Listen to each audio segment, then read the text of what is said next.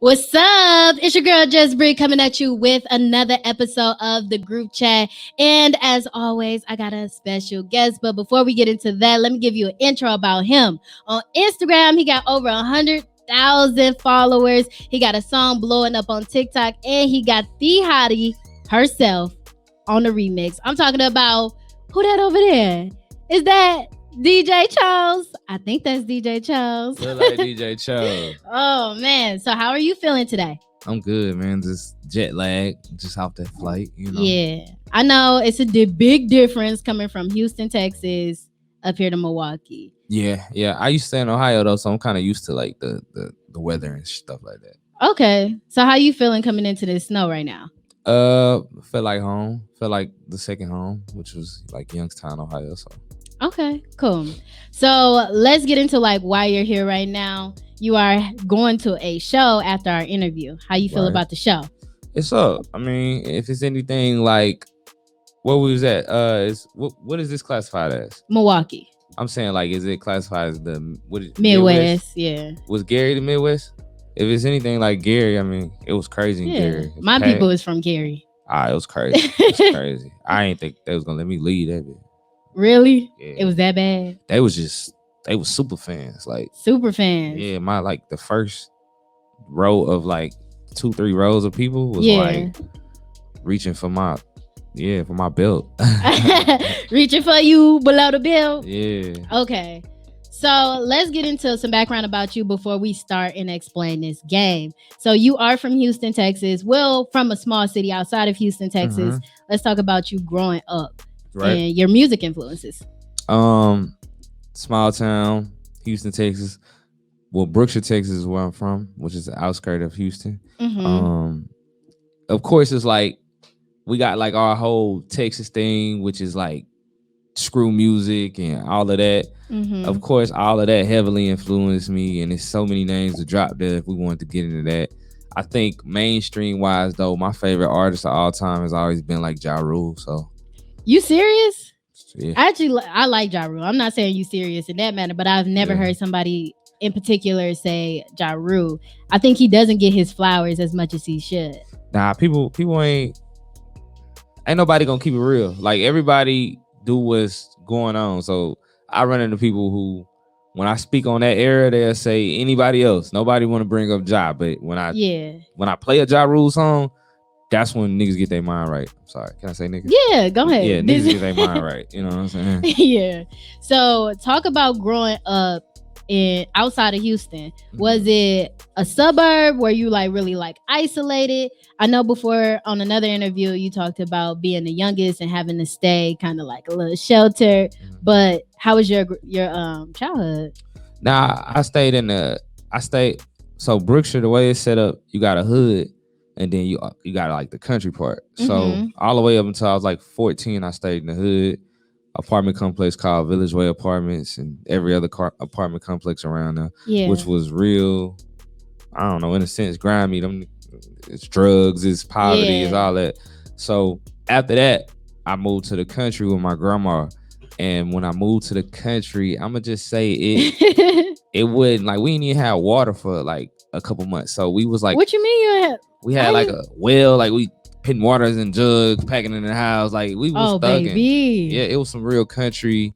But at the end of the day, that's why, like, when people see how hard I work, like I be running across people that be like, bro, you really produced and wrote all them songs and this and that, and be like, bro, I don't never want to go back to the trailer house, like no water, no.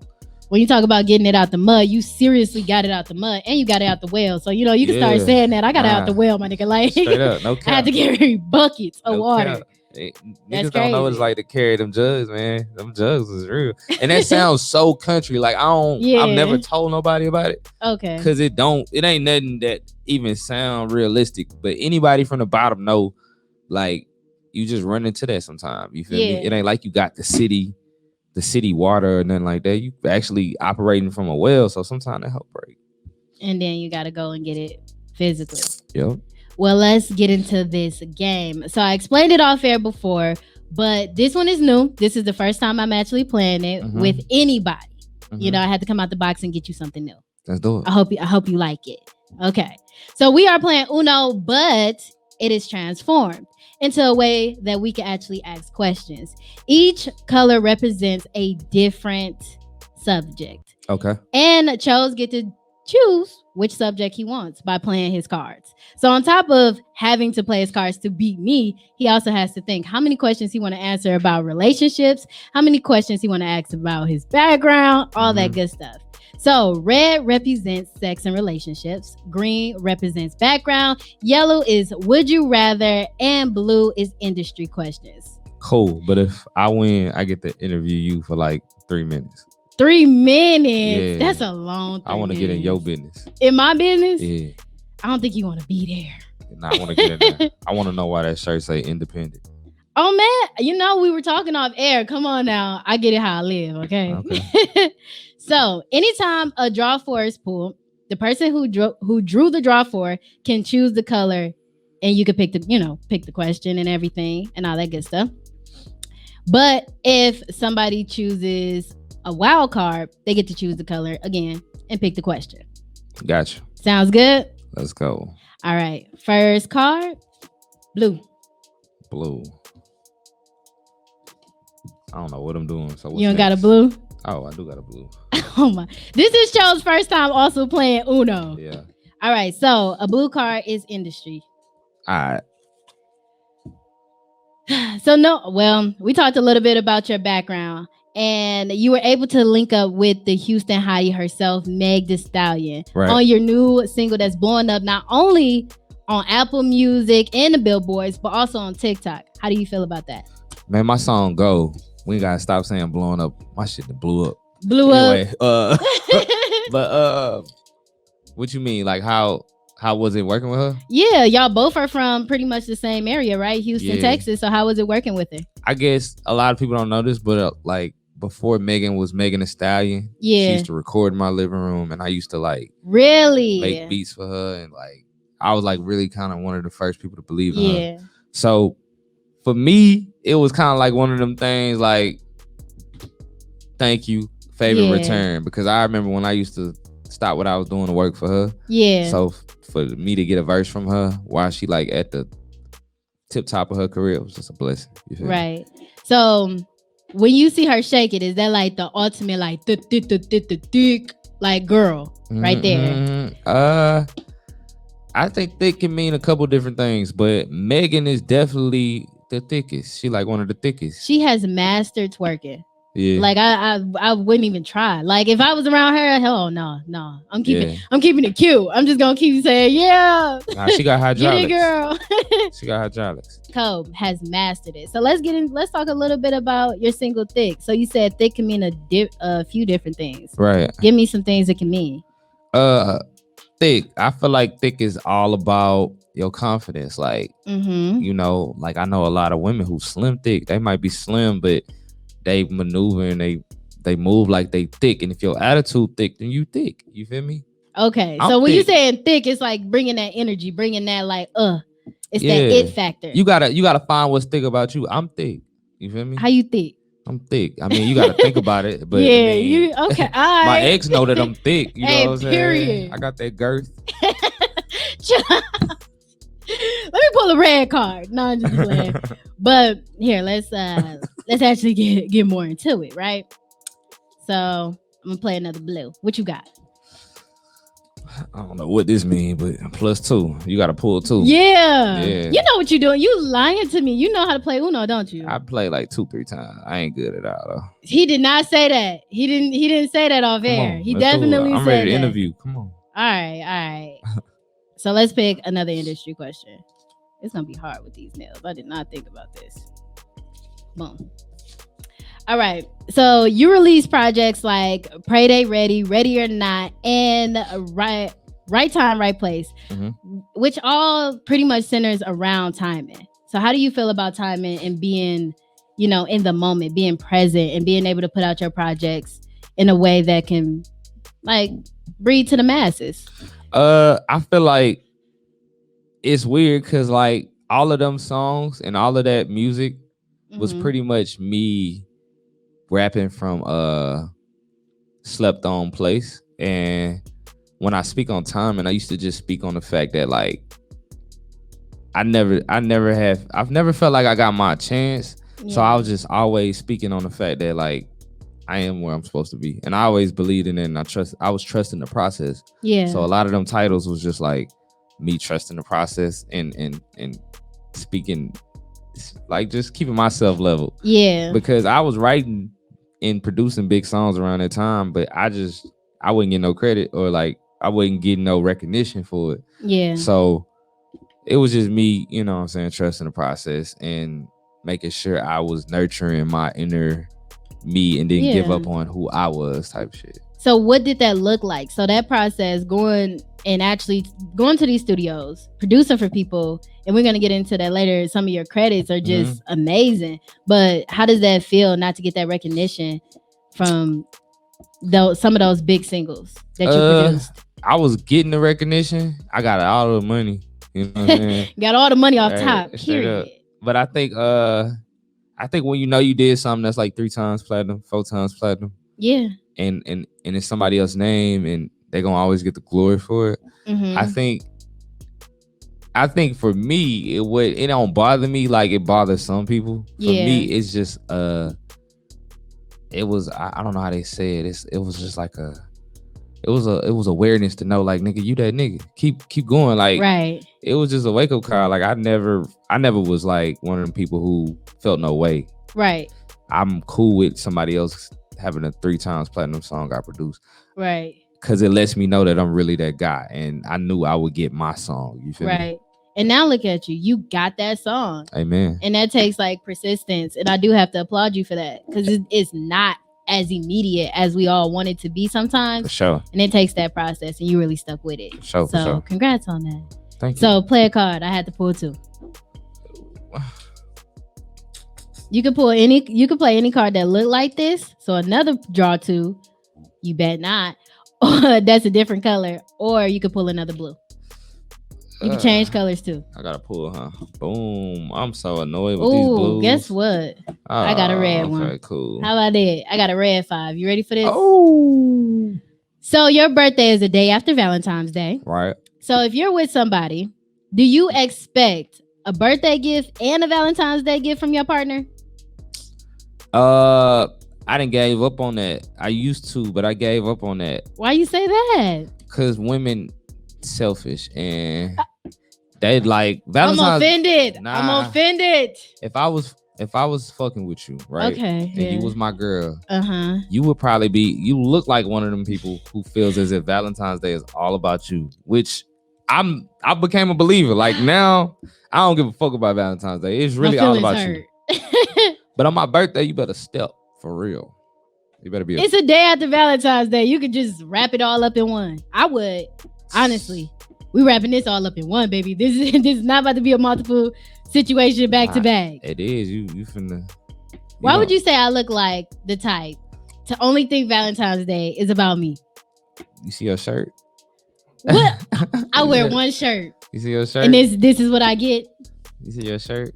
I just like it. It's orange. By your watch. I could tell. Why? Because I like nice things. You like. I really only picked this shirt because it had the orange in there and it matched my bag. Gotcha. That was the only 2 reasons that I picked this shirt. Got you. Well, if you was my girl on Valentine's Day. Yeah. Yeah. What have you gotten your exes in the past? What is one of your most lavish gifts? Lavish gifts. I'm gonna say this. I don't really do much lavish gifts. Okay. I just dropped the bag. So my ex, one of her last birthdays, I just pulled up on. I had just got like $5,000 for a show, and her birthday, I had the show on her birthday. So as soon as I got, damn, I said my ex. I'm sorry, I didn't mean to say my ex. She's not my ex. Anyway, y'all together now? I fuck with her. She's very, very. She's a real one. I fuck with her. Okay, so she's somebody you're talking to in the mix. I don't want to downplay it like that, and I almost did. So yeah. Anyway, I had just got like 5 bands for a show, so I just gave her the 5 bands because I went and got the money on her birthday. It was kind of disrespectful. Yeah. But I knew in my mind, like, you know what? I'm gonna disrespect you and then surprise you. Is that a little disrespectful? I mean, I would understand because you're getting money, but it was dope that you gave her the whole bag because you missed her whole birthday. So that makes sense. Sure. So what would you want from your birthday from a partner? I would just want something more than what women think is okay for guys. Like, y'all be trying to just give us anything. Y'all like, I don't think so. Ask anybody. Women got the most terrible gifts. Like, y'all will give a nigga anything. What was one of your worst gifts? Man, y'all will give a nigga a workout shirt. Like, here goes this Under Armour. Like, if you don't get you work out though? You work out. I work out, but you better not buy me no damn Under Armour on my birthday. I swear. I want you to look good. I want it to be tight, show your nipples, y'all gonna give a nigga the draws. Here go some draws. Here goes some nice socks. Savage Fenty draws. Are you serious? Those are cute. Y'all terrible, but y'all want the world. Y'all want the world. I ain't gonna lie. At this point, what's the problem? On my birthday, if I don't get like a new bust down, it ain't nothing to talk about. He said a new bust down. Yeah, I'm living like that. But what if you're the breadwinner? Like, how is she gonna she gonna come out the back with the bust down? You're gonna be like, how you get this? Any woman I've ever fucked with, if I was the breadwinner, they got bread. And when I say that, I mean I breathe life into them. Yeah. I've installed a new hustle into them. If we break up, they're gonna become great. Yeah. They're gonna be great. They ain't gonna ever need me again. Yeah. So they breadwinners from that point. Just because I got more money than you, don't mean your gift ain't gotta be top notch. Yeah. I will cut your ass off. So you talked about my shirt. And then I can at least defend myself here, right? Right. Being independent is so important for women. Because if you're not, if you break up with him, pretty much everything can go. So if he gave me a chain or he gave me this watch, that goes with him. And some guys aren't as petty as that to be like, I want my stuff back. But there's some who do. I ain't taking nothing from my woman. Whatever I gave you can have. Secondly, though, imagine if it does, like it happens to women. Imagine when it happens, you feel so violated, so messed up. Only thing I take back is like a car. Like if I gave you a car, and I ain't never gave nobody a car, but I did have an ex that just drove my car for like 3 years and thought it was hers. Yeah. And when I broke up with her, she had to realize, like, hey, that's my car. Like I know That's so sick. That is. I know I let you drive it. Yeah. But hey, you gotta bust some keys back. I know I don't need it. I know I ain't gonna drive it, but that's my car.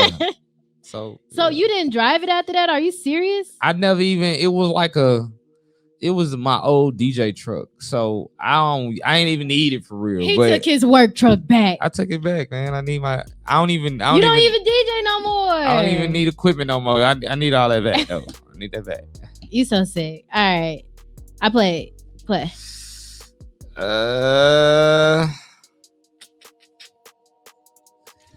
Guess we back there again. We are back here. Yeah. Wait till you pull yellow. Who are you dating right now? See. Who you dating? You just said you're not gonna play your girl like that. So you better claim her right now. No. I told you I fought with her tough. But when you that's go, a bad sign for women. That's so bad. If he says like I fuck with her tough, oh man. Why you said that's a bad sign? Because like that relationship is pretty in there. Let me ask you this. You're coming off new, baby. Let me ask you this. Yes. All right. Do you care about anybody you care about in life? I care about, yes, there's a lot of people I care about in life. Give me one person that has your heart, and they don't gotta be your boyfriend or your girl, like none of that. My sister. Your sister, right? Yeah. Okay, you really care about your sister to the death. So if I told you Steve-O was a killer, and let's just say he never met your sister, right? But you know Steve-O and 100 other killers are following you. Yeah. Would you want to show them who your sister is? No. All right. So as a man, I think men like me, who play chess, not checkers. Okay. We protect our queen. You feel me? So I don't. Most people wanna. Oh, I gotta put my relationship out there. I feel like that should be cool, but you also gotta know how and when and the right time, and because you also could play yourself. You know what I'm saying? Really cause some stress and strain on your relationship. I know that for a Fendi fact. Hey man, these women be out here trying to see if your relationship's strong. So I dare you. And that's why I say that's dangerous for another woman to try to come in too, because that relationship is pretty solid. I will leave it alone. Like y'all should be together. Okay, I think y'all should be together. I'm that type. I ain't gonna sit there and fight for somebody that ain't mine. Mentally, you're there, and you're trying to physically be here. I'm not that. I don't really. That ain't me, but I'm just saying if it was though, I feel like me. Answer this. Are you in a relationship right now? I'm always in a relationship. Child, look at that. I'm always in a relationship. Look at that. I tell a woman that. Okay. Even when I meet out top, who do you? I'm always in a relationship because I've never been single. Okay. Ever in life, like even when I thought I was single, I had a girl. Like, what does that mean? That's what's best for me, because when you got thotties and randoms and all of that in your DM, it's always good to have you something that's stable that you can go to even when you ain't got nothing. And I've always had something to go to. I swear, if you love me, don't break up with me, because I got some up the street. Are you crazy? Oh my goodness, what does that mean? Don't break up with me if you love me. I'm right back in action. I ain't got no downtime unless I really love you, like, and I'm heartbroken and I talk to God and God tell me to stand, sit still, man, you been played yourself. Child. All right. Did I play this or did you play that? I played that. All right. So we back into the relationship games. What do you think? No. I think I played that. Yep, and then I play. But I thought, okay, you got it. We just gonna keep flowing like this. What do you think makes a great relationship? I know we touched a little bit on it just now, so if you could just expand on that. Is it communication for you? I know you like to keep your relationship secret and all that good stuff. What else? Man, don't say that. It ain't no secret shit. I'm not saying it ain't no like secret that. Shit. Like, if I'm with somebody, everybody know I'm with her. Yeah. It ain't like a secret. It's just more like you're protecting. Yeah, and I also feel like if I wanted to say I got a girl and it was at that level, I would say it.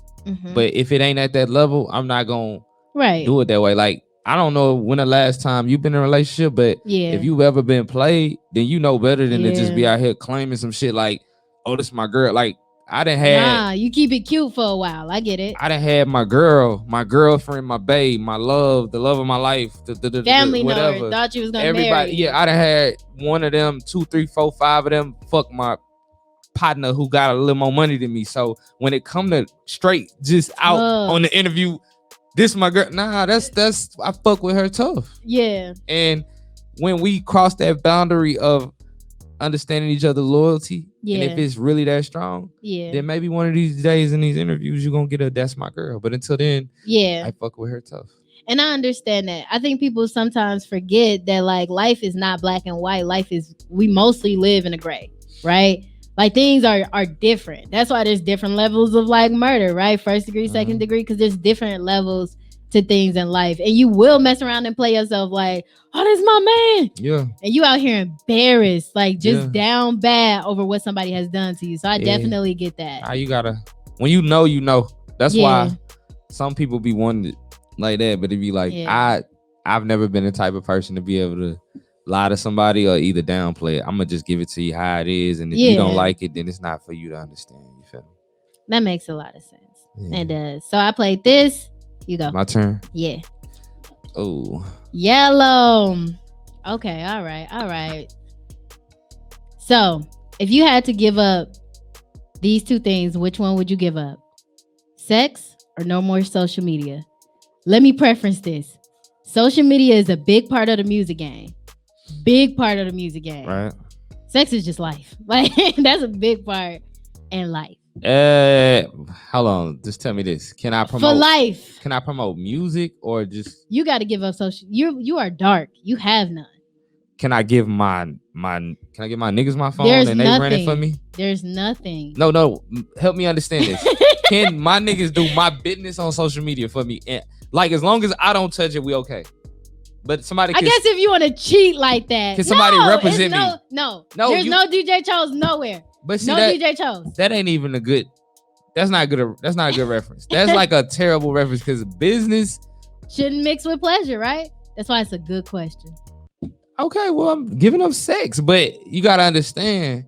In this case, if you told me I could have a representative run that shit for me, I just gotta give up the pleasure of social media. Yeah. shit, them niggas can have my phone. Like, Right. I swear, I be fuck. Excuse me, can I say? Do your thing. I will be fucking, and I would be recording, and I would be sending them niggas the music. Like, hey, bro, y'all niggas gotta figure out how to blow this shit up, cause yeah, I can't touch that. Huh? Have you ever took a social media break? Like, have you ever was like, yes? And how long was it? Probably like 2 weeks. It was needed. Then I learned after that. I learned how to use social media. When you take a break, you learn how to use it. Like at first, I was one of them people consuming it. Just then after that, I realized like, yo, this ain't making you no money unless you do it right, right? Yeah, you just gotta tap in. And now people see me and be like, man, you wild, you crazy, you do all this kind of weird. Nigga, I'm just doing what the app want me to do, and I'm not on here enough to like. I ain't gonna love it. I'm just gonna. If social media was a girl, me and her just flirting. Like I'll just get on that home and flirt, and we fucking. We not in a relationship. Okay, I like that reference. That makes a lot of sense. But let's talk about the trolls. So how do you even respond to trolls? I be seeing trolls. I get trolled a lot. It'd be cool to me. Like them niggas don't understand. Like I've been trolled all my life. Like I used to be fat. I used to be broke. Fat. I used to be lame. Like I'm cool with a troll. Like that shit. I'm from a place where like I was not the popular kid. So all of that. Yeah, I've been through that already. I like that you said that because me and your stories are a lot alike, but I didn't know that part, right? I was super lame. High school, lame. Girls wouldn't talk to me or really hang out with me. I would have a different friend group every year. I would have talked to you. Thank you. But I was like, and I went to a school of the arts, so like I was a dancer. Right. Dancers, like we would be in the same classes, and it was just like not that for me. Right. I had friends, of course, but I wouldn't have like a niche of friends, right? So I would just, do my thing damn near each semester. Same here. Yeah. And from that I learned how to be independent. That's why like it's very, very, very important. Like a lot of people can't survive in social media. Yeah. Because they probably had a lot of things lined up for them back in the day in school. Like all of my popular partners, and this ain't no shade to them. Yeah. I look at them now and I just be like, what in the fuck? Like, but I realized they never had the time to sit in their room. Yeah. And realize like you can't call nobody. Yeah, you can't. Nobody's texting you because you're not the cool person. You come back to school to everybody talking about a party you wasn't invited to, and that gives you like some type of solidarity, right? I feel you. Like well, to me, it was like, all right. So I was the lame one, but I had one of my other partners. Yeah, he had all of the women. He was a grade older than me, but he was the nigga. So I used to have girls that I would like. Yeah. And he would fuck them. You feel me? But I would like them. I'd be writing them. I'd be working on them. And he would fuck them. Are you serious? But that wasn't your friend. Nah, at the time, I'm going to just say he was like the big homie. Yeah, in a sense, because the life he lived, I wanted to see. So I would be everywhere. I just didn't get no action. And then I was chubby back then. So when I finally crossed over into high school, I had lost some weight. I had went on the water diet. Like, and what I mean by what I'm saying is like, I had a mental talk with myself in like 8th grade where I was like, I want to do this. I want to do that. I wrote it down. Yeah. And I had started cooking in 8th grade, and I started drinking water, and I started eating like watermelon every day to lose weight. And I would play basketball with my partner across the street from like. Yo, that's called manifesting. There you go. I was manifesting. Yeah. So by the time 9th grade hit, I wanted to be a running back. And I ended up becoming tight end, but at first I was a lineman. So I used to be, I wanted so many things. And when I actually changed the situation, by 9th grade, these same girls, I'm talking about jockeying you. Man, it was a switch around. And after that, that's how I knew I could have anything in life. And I'm talking about Mike Jones, right? Back then they didn't want me. Now I'm hot, they all on me. Yeah, for sure. And that's like literally, right? You turned into a hot nigga. Yeah, like Mike Jones. You actually look good now. Mike Jones don't know what he did for a nigga back then, but a nigga, hey, you turned the nigga up, Mike. Yeah. All right, let's play another one. This is my yellow. Back shots or missionary? I'm a cheater. I'm a turn around. What do you you a cheater? I'm a cheater. I'm gonna give her back shots, but I'm gonna make her look at me. So it's gonna be like, I like to look. Nah, you gotta choose. Okay, so like, if she pretty like you, I gotta see her face. So it's either I'm gonna say back shots, but I gotta see her face still. So she gotta look back at me. Okay, because I seen what you was doing to that damn car. Yeah. On your Instagram. Yeah. Is that what you do? Yeah, I really. Yeah. Then I'm a great. I don't know if you. I don't know. I'm a great driver. Are you? Yeah. Can you drive the boat too? Would you let a girl pour? Nah. Nah. I don't do none of that. Why she can't pour the alcohol in your mouth? I ain't driving no boats. Your homie can't be like, yo, come drive. What if it's Meg? Y'all celebrating? I don't give a fuck. I ain't driving no boat. I think I drove the boat one time with Meg, but I never like after that I knew like I'd never drive a boat again. That's the worst shit I ever did. Why? It's like taking a shot. It's just continuous. And hopefully that person don't kill you. Nah, I ain't driving no boat. Tell me what is the ideology behind that is so bad that a woman can't do like this to a man? I understand another man and a man. Like that looks a little freaky, but a woman can't do that to you? We could do some different things with shots. Child. Anyways, go. Next call.